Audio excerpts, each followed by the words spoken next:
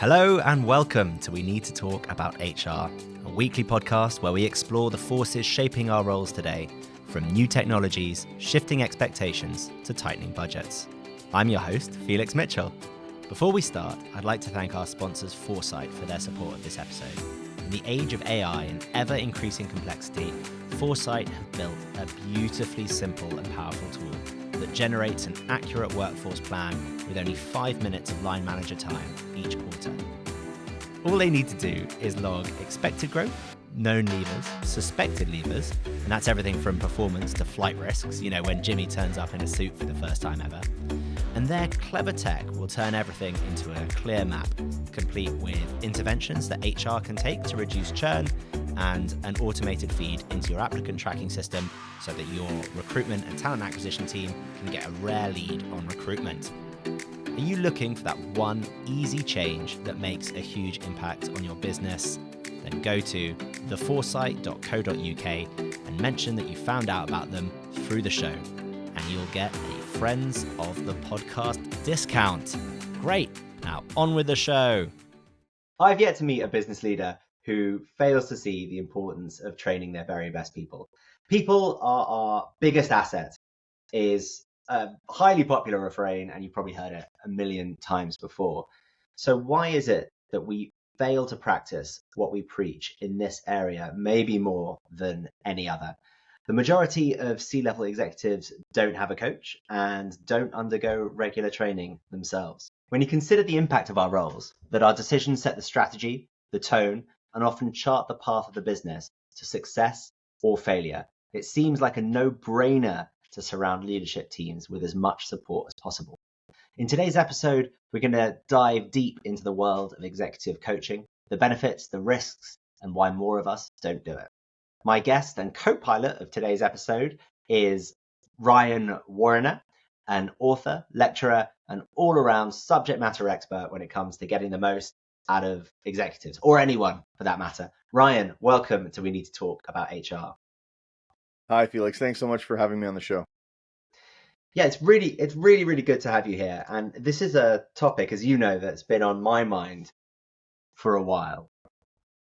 Why is it then, before we jump into what it is and what it is that you have spent your career focusing on, why is it, do you think, that business leaders struggle to invest in themselves, struggle to get that coaching? That is the question, isn't it? Why some accept it so willingly and dive in and see an asset, a confidant, another set of eyes, another set of ears, a sounding board, all of those positive things. Yet others see it as being punished or being insufficient and needing someone to help them, because Batman can't do it by themselves. They need Robin.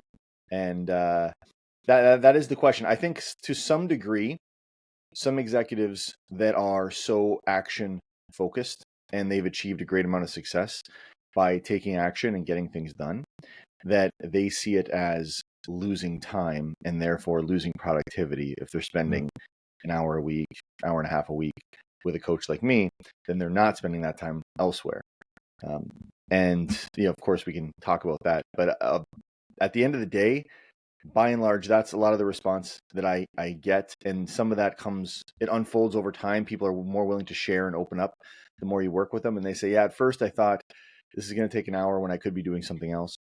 But everyone has their own kind of, I guess, perspective. They take their scars with them, some folks who've worked with other coaches in the past as well. Sorry for that rambling, meandering answer. I hope that got where you wanted to go. I love it. I'm not sure I was expecting a cut and dry answer there, Ryan, but it is really interesting. And I can share from my perspective, because I'm really interested by the idea of bringing more exec coaching into the organization. For me, what I've seen is two things. First of all, the time commitment. Interestingly, not the time commitment on a regular basis, but just that it's another thing to set up. It's another bunch of suppliers to meet. And if you're going to bring an exec coach into an organization as small as my business, we're about 75, 80 people, really, the way I've been thinking about it is, we need one person, we want to bring them in. That person's then going to be really, really important, and it's going to take an investment to get to get the results out of them. I'm sure we will, but it's basically a hire into the into the organization. You're looking for that level of DNA compatibility. So that feels a little scary. And then I think the other point, like everything else at the moment, is that budgets are under scrutiny everywhere. So everyone needs to demonstrate their ROI, and that feels hard to do in this space. Yeah, well, I think there's two slightly different issues. Executives by themselves may or may not be open or accepting or welcoming, let's say, to the idea of a coach if they haven't worked with one before, if they've had a bad experience or what have you, some preconceived notions. However, more often than not, a VP or a senior a senior leader will bring me in to work with their team. And those people, it's remarkable how they can spot areas to improve in others. But for some reason they think, but I'm fine though. I don't need anything. But I need you to work with these 6 people or these 7 people or what have you. So that's been my experience. It's often not that's the way it shakes out more often than not. That's really interesting. So let's get into coaching itself. What separates good coaching from great? I think wow, you threw a good one at me right off the bat. Good coaching from great coaching. I think the difference is understanding the person, understanding the coachee, if you will, the client, and as a human, as a person, and understanding what their philosophy is, what their goals are, how they operate, how they think, as opposed to, I think good coaching is, I know where you are and I can get you to perform a little bit better, or I can get you to prioritize a little bit better, make a little bit better decisions.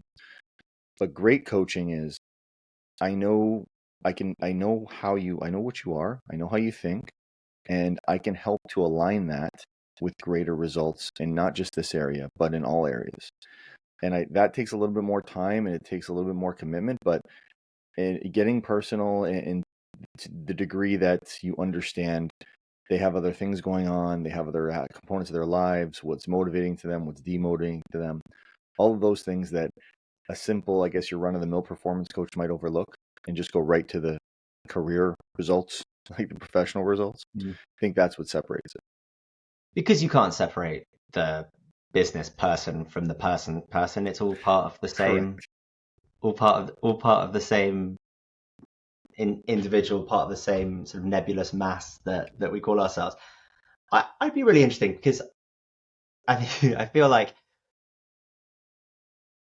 as I would imagine a lot of people feel this way, that I'm a unique snowflake, and if I were to go and see a coach, they would really struggle. There'd be elements of my personality and psyche that they haven't seen before, and I wonder how broadly categorizable do you find people are? Do you come across 10, 15 types of people in your work, or do you genuinely deal with, let's say, like I have 100 different clients and they're all unique little snowflakes? Yeah, I would say more the second, that they're unique. And I think, to be honest, it's funny you mentioned, I was asked this last week on an interview. I think that's probably my greatest innate talent. That's one thing from God or from whoever that I've never had to work at. I was always really great at understanding people and understanding like the words they choose, the body language they have, like interpreting it accurately and letting them know that I understand them and that they're unique, and then treating them as such. And connecting to my previous point and like to what you said, humans are very complex and it all intertwines.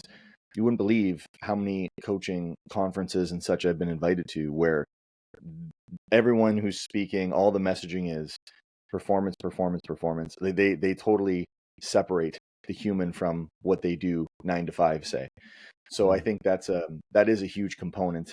And I think that's, like I said, one of my greatest strengths that I found. And that's when you really breakthrough. And that's when people start to let you in, and then they become more and more coachable, and then you can make really great strides because then everyone's pulling in the same direction, and they're a little bit more willing to apply techniques and strategies and such. And sorry, I'll try to keep it more brief, Felix. I know I'm kind of going No, on here. you're all good, and it's really interesting, Ryan. We have, as you know, as the title of the podcast gave away, it's a very HR centric audience, and I think I got that. yeah, I think that maybe the traditional route in for an exec coach may well be, as you say, CEO or VP or someone like that brings you in to deal with their team. What kind of approach could an HR function take to be more purposeful around, and I'm really thinking here right at the top of the organization, more and more a sort of theme is coming up in the podcast, which is, we as the HR function, the people function, are responsible for the performance of every person in the organization. And that's true for the CEO as it's true for a new intern that we hired last week.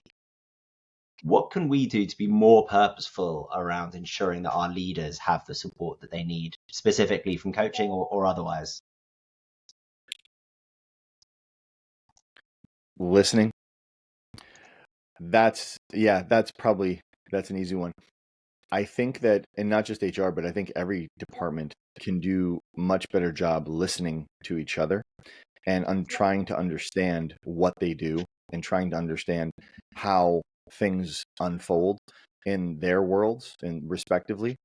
And unfortunately, it's not done a lot. Usually when they communicate, what I've seen and some of the issues I've been brought in to resolve have been people not 100% clear on what the other hand is doing, what the other side is doing, and yet still feeling that they should tell them, well, but you guys need an extra person here, or you need to do this differently, or you need more training, while not fully understanding what they're going through.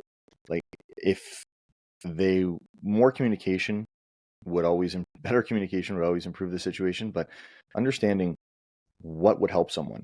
And that's the key question. What would help you do your job better? What would help you perform better? What can we do to make your life easier, to make you be able to make better decisions, to empower you to get more done in a day or close more deals or whatever your tasks are, whatever your projects are you're working on? Those questions need to be asked. They need to be asked genuinely and like in a comfortable space where people feel that they can kind of let their guard down a little bit and be more open.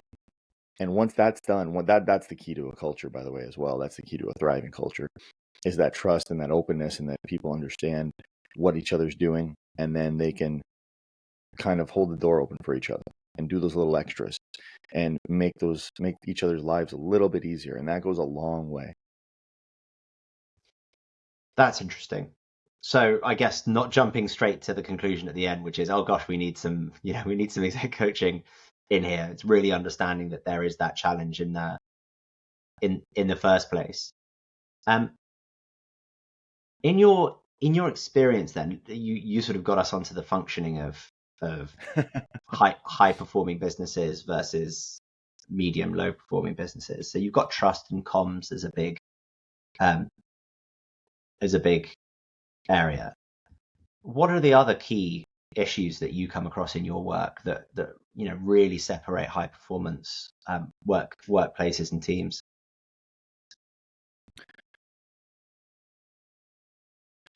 High performance in what, like, so each industry is different, obviously. So they have the pharmaceutical industry is different from real estate, different from law, finance. They're all a little bit different. And that's the exciting part of my job, is that when I work with a new company, I get to kind of learn or build on my previous knowledge of how the sausage is made and how the organization runs and what people do and all of those types of things. So that's always interesting. And I can tell you one thing, if I had to pick one thing, is operations are not always in tune. They're not always aligned. So projects are happening simultaneously, but again, people aren't really, not everyone is apprised of how the pieces will fit together in the end. So sometimes team members will go off in the wrong direction. And that's something else I've been brought in for a lot earlier in my career, was a lot of team building, team cohesiveness, conflict resolution, all these things, because from the manager's point of view, well, the team's not performing as well as they should be, and there's some conflict there. Let's bring someone in to smooth that out, and the team will take off. Okay, yeah, in theory, but the team still might take off in the wrong direction because they don't know. All they know is what they're supposed to complete. This, and if they try to go above and beyond, then all of a sudden they're going above and beyond in the wrong direction, and it's counterproductive to the whole.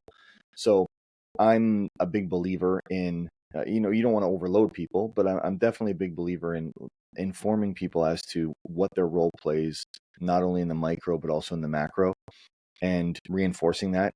That gives people a sense of value. That gives people a sense of motivation. They feel more appreciated, that they're being told and they're being kind of let in. And that leads to ultimately greater production and greater performance in the end for an organization. I mean, at the end of the day, your people are your most valuable capital, right? Like, the people are what makes the business run.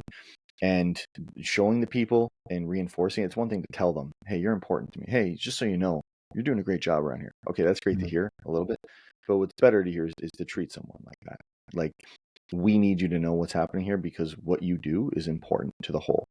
And we're going to keep you as a prize as we can while we have all these other things to happen. But we're going to make a point of letting you know, what the expectation is and how that's going to feed into the greater whole. Yeah, I think that's really interesting. And then I suppose there's this challenge that I come across a lot, and actually it's one of the biggest issues that HR and people professionals face. Is so much has been thrown on their plate in terms of they're accountable for a huge range of things, which really increased since COVID. They're also number one firefighting station in each of their organization. So it feels like it's all very well and good to have all these plans to improve in all these areas that, we want to improve communication, we want to improve trust, we want to make sure that people feel valued, we want to build a good culture. Yeah, we want to do all of those things. But at the moment, we're just treading water all the time just to keep our heads above heads above the water.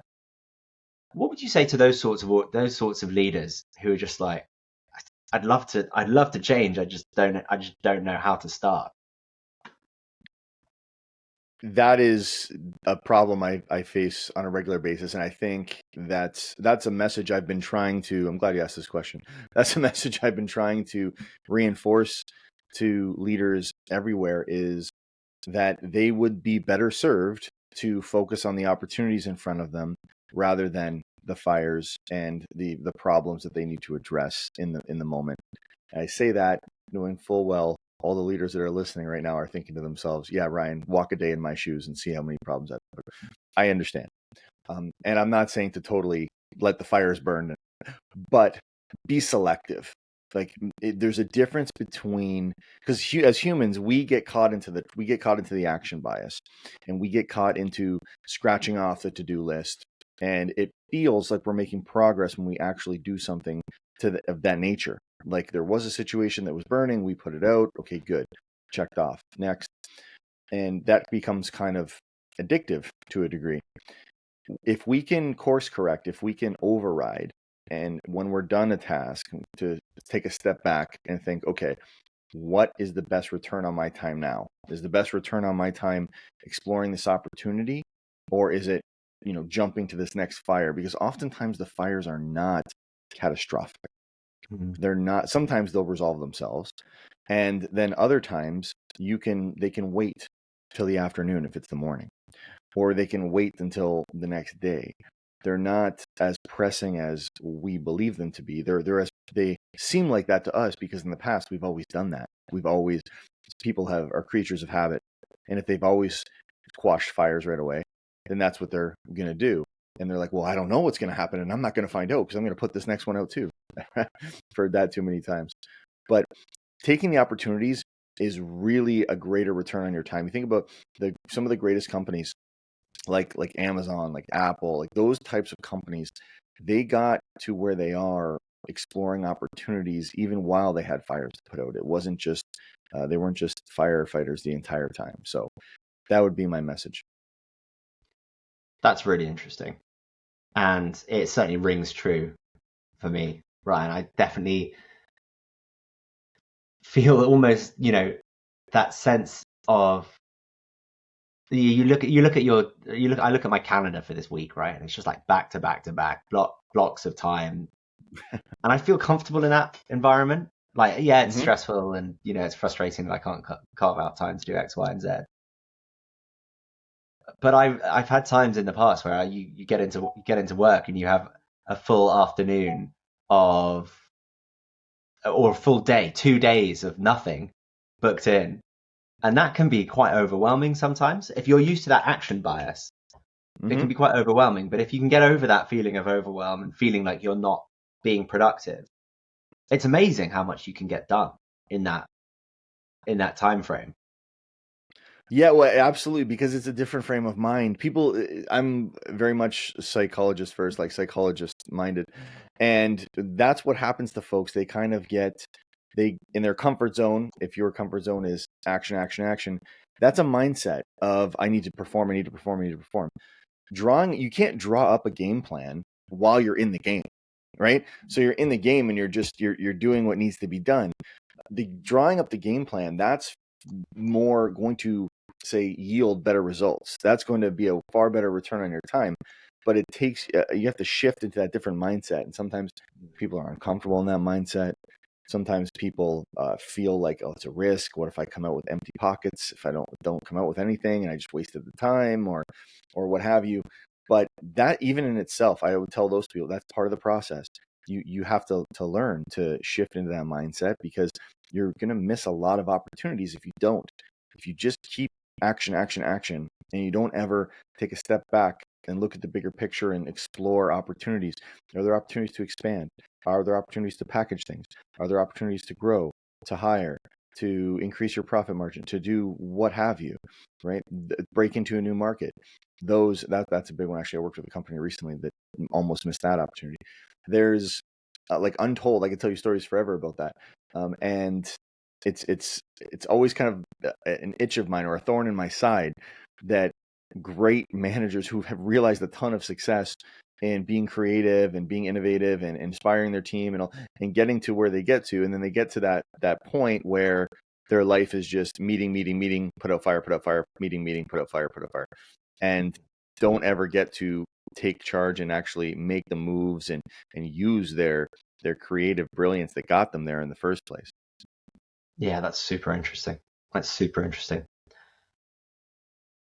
What would you say then is the key benefit to the coachee of having a coach by their side? Oh, I think we've spoken about the institutional, the what's in it for the company. What's in Mm-hmm. it? What's in it for the individual? The real benefit of getting a coach. So it depends on kind of what stage they're at and what role they're at. If they're a young executive, if they're new and they're ascending, what they get most out of it is they get an accelerated development curve. They get the benefit of having someone who's helped 500 executives before and have likely been in a similar situation and can help outline the consequences to each decision and maybe highlight a path that was not on their radar before, kind of, Mm-hmm. bring it up to them. And because of that, they can get, it's almost like a mentor, and they accelerate their professional career, they accelerate their skills, and they also accelerate their perspective. They expand their perspective, I would say, or enrich. It's a better word. They enrich their perspective because they're able to now consider more than factors than they thought.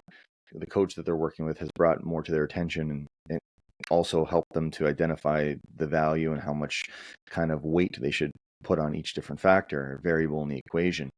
And that's something they take with them going forward. And that's really what career success is. If we're talking about growth and development, it's building on your previous knowledge and building on that experience and getting to a point where there's not much that you're going to encounter that you can't handle in the optimal way. Now, for a more seasoned executive, what they get out of it, someone who's already developed a tremendous amount and they're at the top of their game, what they get out of it is they get a second set of eyes and ears. I tell folks all the time, when there's, for example, if there's a hostage situation, and someone's negotiating with the hostage. It's not just one person from the FBI, let's say, on the phone with the hostage taker. There's 7 or there's 8 of them always, and they're all listening. And the reason is because not one person can pick up on everything in the conversation in real time. Like you just can't do it. Even with the benefit of reflection, even if you're great at introspection and reflection, you might get twice the amount, but there's still a great deal that you're missing. So when you're able to sit down and meet with an executive coach, someone who understands the situation, who's familiar with the different parties, and you're outlining, you're sharing the experience, they are able to pick out details that you may have missed, you may have overlooked, and that are extremely important in informing your next decision. So they get that kind of, not just the wisdom and the experience in helping point in the right direction, even for those who already have that, they get the benefit of getting more data to work with. And that, at a high level, that's the difference of millions of dollars in some decisions. Really, really interesting. Do you have a coach? I do. I think it'd be almost a hypocrite to say that I shouldn't have one or that I don't need one. Yes, I do. And that's something I've learned about myself when I was a great deal younger, probably about 15 years ago. I thought, wow, people were, because when I got into Felix, I'm going to go on a rant. Just giving you a heads up. Go for it, man. I love it. I very rarely do like the traditional path of things. I'm always kind of, backing up into things. So I didn't plan on, I'm going to take a coaching course and I'm going to learn how to get clients. And I started by getting a friend of mine I helped out who had a company, and he needed some help pitching for investment. So I helped him, and then he hired some people and he needed them trained, and I helped them, and then kind of just got referred to. And that's my, I guess, business. But me as a coach, I just kind of grew organically through referrals. In fact, I never even called myself a coach for the first 5 years. I was like, no, I do coaching, but I'm not a coach. I'm a professor. I don't actually do. But that's what I evolved into. And so a lot of the time, I was thinking, I thought, wow, this is amazing. I'm helping these people. I'm helping this company. I love doing this. This is great, and get to travel over the world. And then I had an issue come up for me where I didn't know. I had to decide between, I couldn't help. There was like 2 or 3 companies that wanted me to do different things, and I didn't know if I could do it at the time. I was inexperienced, and I had never been in business at the time. So I didn't, pardon me, I didn't really know what to do. And then I realized, like, wow, if this were someone else having this issue, I'd be able to see it so clearly, and I would be able to help them navigate it with full confidence, and everything would come out a win-win. But when it happened to myself, I was like lost at sea without a bearing. I'm like, wow, what do I do here? And it was at that moment I realized, I'm like, wow, I really, it is so much harder for me. And from people have told me it's hard for everyone, so I don't feel so bad. But for me, it's really difficult to see myself clearly in my own path. So I have a coach that helps me when I need help interpreting some details or making decisions and such, that they have the benefit of being objective, just as I have the benefit of being objective when I help other people. So that's what's very valuable. Excellent. And what are you thinking? I've got time for one more. We've got time for one more, Ryan. So I'm going to make it a really simple one. All right. What do you think the impact of AI is going to be on the world of coaching? Put my coffee cup back down for this one. I think, I don't know what the future will be, because I don't know, to be honest, how quickly, like, AI is going to ramp up a lot, and it's going to impact a lot of people's lives in a lot of different ways. I'm actually working with a couple companies right now that are AI based, and I kind of get a peek behind the curtain in some areas. It's frightening how fast it's gonna move and what it's gonna do. But as far as coaching goes, I do feel that some people, some industries have thought that they're thinking that they're able to use AI as a coach substitute, or that they're going to be able to use some of the applications. For example, they're not going to need a coach to help them negotiate anymore. They'll just go to AI and say, what's the best negotiation strategy for this type of situation? But what I would say is, at the end of the day, you're still working with people. And I think that, to be honest, I know it's an HR podcast, but I believe it 100%. There's a person behind the AI. There's always people behind the AI. I've worked with companies that have spent millions of dollars on integrating all these great tools and all these great communication tools, and to help their teams be more cohesive and to perform better. And at the end of the day, there's people at the end operating that technology. Excuse me. So I think that people will become better and better at using AI, but I think we need to be careful not to be dependent on AI, because it's not always going to be there. And even if it is, you're going to need a human to interpret it and to respond to it. And then, is it just going to be two computers, talking back and forth all the day? I don't know. I find hard to believe. And I think that there's always going to be a place for helping people navigate their situations. I'm inclined to agree with you on that one, Ryan. Well, we were being in very people-centric roles, but let's see where everything goes. Ryan, thank you so much for coming on the pod. It's been a real pleasure having you on. I really enjoyed our conversation, and thanks everyone for tuning in. Oh, it's my pleasure, Felix. If you ever want to chat, just let me know. Oh, I will. Cheers, Ryan. Cheers.